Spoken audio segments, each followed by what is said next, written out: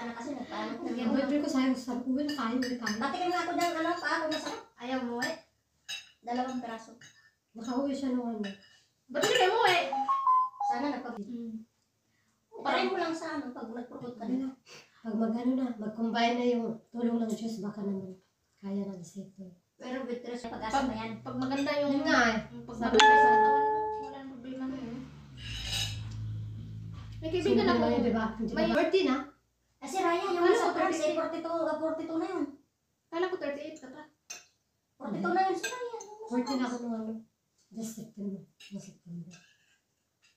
Kayo ni Leslie mo. Kayo ni Leslie, kami naman Maria. Oo. Ay, bata pa kami Maria.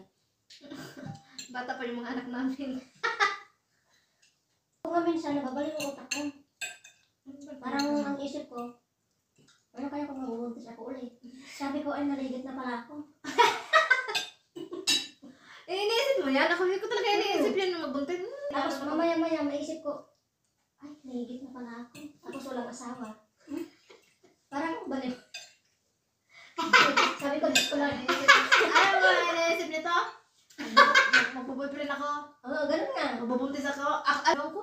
Ako nag-iisip minsan, pero sabi ko, Ay, ikaw dapat mag-isip ka kasi wala ka ng anak. Ako, kontento na ako sa anak ko eh. Kung magkabahay ako, Lord, sabi ko ganun.